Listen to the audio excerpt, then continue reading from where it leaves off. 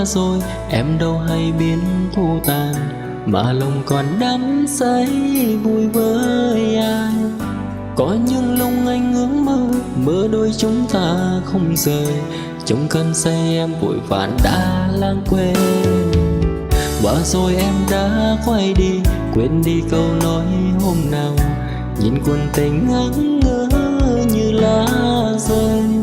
Nếu lung chừng em nói ra, anh không xót xa đêm về, anh bỗng tiền ăn ngơ và lãng quên chiều thu.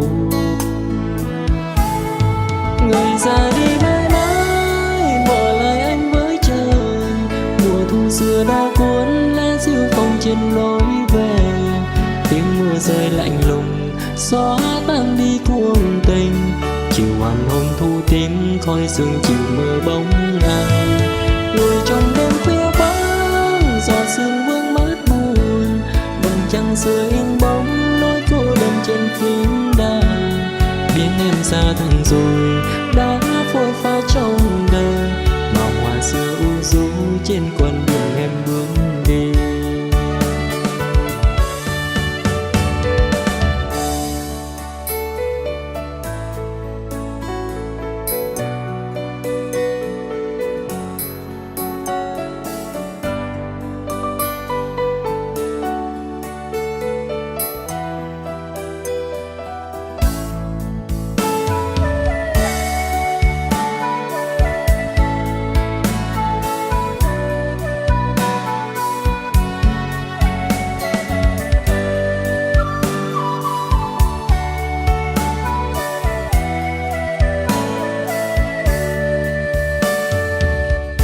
Chânព្រោះគ្មានអកាំងស្ដាយណាងព្រមអងវេលា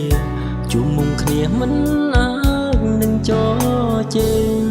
ស្នេហ៍គេសាញ់សំបាយស្នេហ៍ខ្ញុំមិនពេញភ្នែ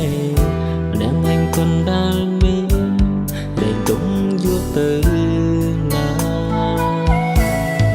ជុំវិញដៃសងវាយខាងលេងចំងើពើ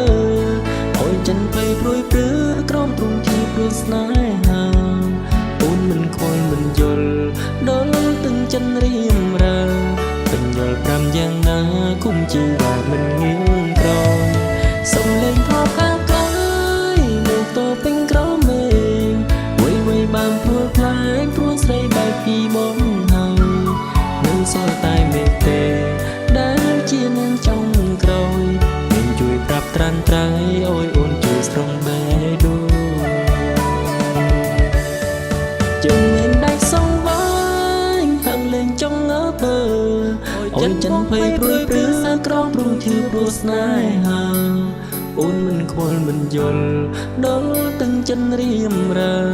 ពេញយល់ប្រាំយ៉ាងណាគុំជីវ៉ាមិនងៀងក្រោយសំលេងធ្លាប់កាកកាយនៅតពេញក្រមេវៃវៃបានប្រែប្រួលខ្លាំងព្រោះស្រីបែកពីបងហើយនឹងសល់តែមេទេចុងក្រោយមានជួយប្រាប់ត្រាន់ត្រៃអូយអូនជួយស្រង់បែដូ